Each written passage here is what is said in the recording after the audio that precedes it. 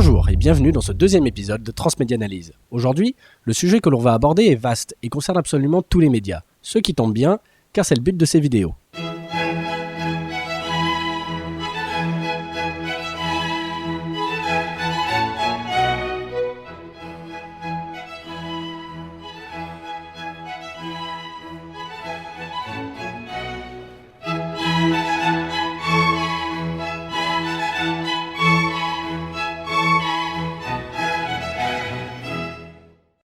À partir du moment où l'on veut raconter une fiction, ou même raconter une histoire vraie, il arrive forcément un moment où il va falloir la structurer. La citation d'Aristote au début de cette vidéo donne une idée assez claire. L'histoire doit commencer à un point où on ne se pose pas de questions sur ce qu'il s'est passé avant, et la fin ne doit laisser aucun doute sur ce qu'il se passe après. Et entre les deux se trouve notre récit. Mais quelles sont les étapes qui amènent le début jusqu'à la fin ? De nos jours, nous utilisons très régulièrement une structure en 3 actes, mais regardons tout d'abord le théâtre en allant là où il a commencé, en Grèce antique. Les Grecs ne divisaient pas leurs pièces en actes distincts. Il fallut attendre le théâtre romain pour voir cela, en plus des entr'actes. Car une pièce, et surtout une tragédie grecque, c'est long quand même. Néanmoins, les tragédies grecques avaient 4 moments importants dans la pièce. Citons-les un à un, en prenant en exemple Oedipe roi de Sophocle. La protase, où l'on pose les éléments nécessaires à l'intrigue. Donc là, nous avons Oedipe qui est un héros, il a battu le sphinx avec ses énigmes, le peuple l'adore, et sa femme Jocaste aussi. L'épitase, où l'intrigue se noue. La peste s'abat sur Thèbes, le devin dit que c'est la faute d'Oedipe, et que l'ancien roi Laios est mort assassiné par quelqu'un qui est aussi coupable de parricide et d'inceste. La catastase, où l'intrigue nouée se tend et atteint son paroxysme. On revient sur le passé d'Oedipe, il repense à la prédiction de l'oracle qui disait qu'il tuerait son père et épouserait sa mère, et il se demande si c'est pas lui qui a malencontreusement tué Laios. La catastrophe, où le nœud de l'intrigue se dénoue, d'où le terme dénouement par ailleurs. On apprend que Laios était son père et donc Jocaste sa mère, tragédie, cœur, etc., etc. Je suis désolé pour ce résumé absolument succinct. Il fallut attendre Horace, un poète romain, pour voir la division d'une pièce en actes.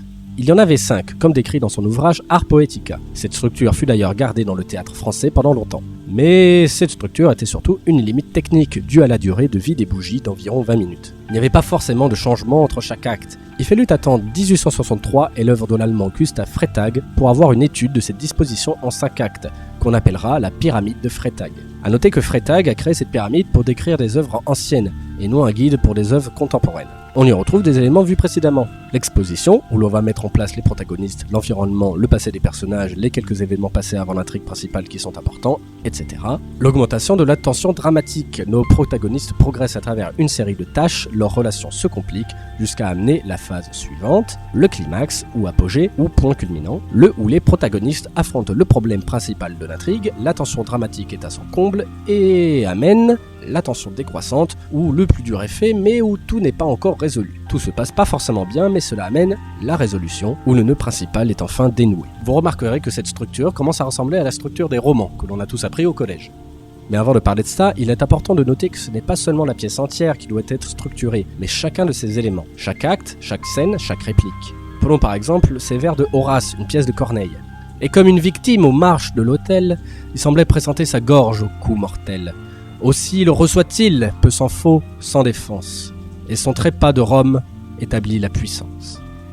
Non seulement tout est écrit en alexandrin en rime suivie, mais dans chaque vers, on peut noter 3 parties, parfois même séparées par des virgules. Le mot le plus fort est au milieu, ce qui montre l'intonation et le rythme imposé. Ces 3 parties se nomment protase, tension vers l'avant, acmé, apogée ou climax, apodose, restitution ou tension descendante. Ce concept se retrouve également dans la culture asiatique, et plus précisément japonaise, sous un autre nom, le Jōhakyu, soit introduction, développement, conclusion. Ce concept est utilisé dans la musique, les arts scéniques, et plus particulièrement le théâtre de Noh. Ce principe structure évidemment chaque pièce, mais également le programme des pièces dans la journée. Car oui, les pièces de théâtre Noh se programment sur la journée entière. C'est important à noter car encore de nos jours, que ce soit les séries télé ou les trilogies de films, la structure narrative intervient souvent dans un ensemble d'histoires. En musique, on retrouvera ce concept dans le Gagaku, ou musique élégante, la musique traditionnelle de cour du Japon. Chaque instrument s'introduit progressivement dans le Jo, joue ensemble dans le Ha, et le rythme s'accélère dans le Kyu. Ce qui montre que ce type de structure en triangle ou en 3 parties ne concerne pas que la narration d'un récit. Toujours en Asie, nous avons le concept du Kisho Tenketsu, qui définit la construction d'un poème chinois. Ki, introduction, Sho, premier rebondissement, Ten, un nouveau sujet est abordé a priori sans aucun rapport, Ketsu, les 3 premiers actes sont liés. Un concept intéressant car vous noterez qu'il n'y a pas vraiment de climax dans le Kisho Tenketsu, et que par conséquent, il s'agit d'une structure qui ne repose pas sur le conflit, mais j'y reviendrai une autre fois. Ce concept a été d'ailleurs utilisé dans la conception de Super Mario 3D Land de l'aveu de Shigeru Miyamoto pour établir la courbe de difficulté d'un niveau qui amène une nouvelle mécanique de gameplay. Revenons en Occident et décortiquons ensemble le schéma narratif que l'on apprend tous à l'école, utilisé longtemps pour le récit d'aventure et notamment dans les contes. Aujourd'hui, on va surtout le revoir pour les récits policiers. La situation initiale, ou incipit, présente les personnages et où ils sont. Donc par exemple, plein de gens dans un manoir. L'élément perturbateur amène le problème principal à résoudre pendant l'histoire et va bouger les personnages passifs à un état actif, donc typiquement là, paf, meurtre. Les péripéties sont toutes les choses à accomplir pour résoudre l'élément perturbateur et pas autre chose, donc là, paf, enquête. La résolution, où l'élément perturbateur est enfin résolu, donc là, paf, on devine qui est le meurtrier. Et enfin, la situation finale, ou explicite, soit c'est un retour à la normale, soit on fait état des changements qu'ont subis les personnages, voire l'univers autour d'eux. Quoi qu'il en soit, la situation finale est en général un miroir de la situation initiale. Cette structure est classique mais efficace, néanmoins elle décrit les moments clés sans vraiment dire comment les rythmer. La résolution peut être un simple moment et pas forcément un climax, bref, on n'y fait pas état de l'intensité dramatique. C'est pour cela que de nos jours, on parle surtout de la structure en 3 actes. Le premier acte sert d'exposition, introduit les personnages et le nœud dramatique principal ou élément perturbateur. Le second acte, c'est les péripéties et le troisième, c'est la résolution. Ça peut paraître simple et similaire, mais pas tellement quand on entre dans les détails. Là, je vais parler d'un type d'écriture certes hollywoodien, mais aujourd'hui très utilisé. Donc, ces 3 actes doivent contenir 5 pivots. L'incitation. Nous avons les éléments ou les circonstances qui vont amener le nœud dramatique de l'histoire, mais il n'a pas encore commencé à proprement parler. La fermeture, ou point de non-retour. Les protagonistes sont obligés d'affronter le problème auquel ils sont confrontés. Ceci marque la fin du premier acte. Premier point culminant.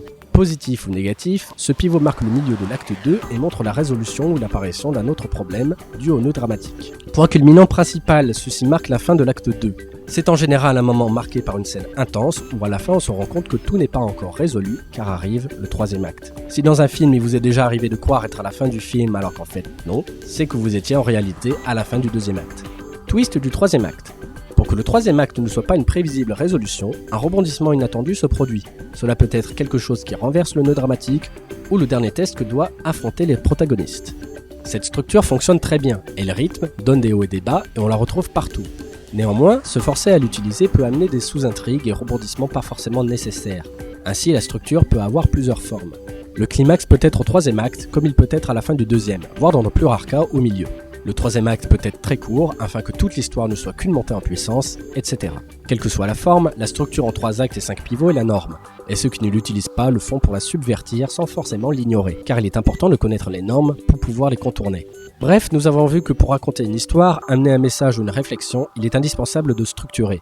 Il existe plusieurs types de structures qui s'appliquent aux plus petits éléments du récit, aux personnages, voire même au-delà du récit, pour structurer un ensemble d'histoires.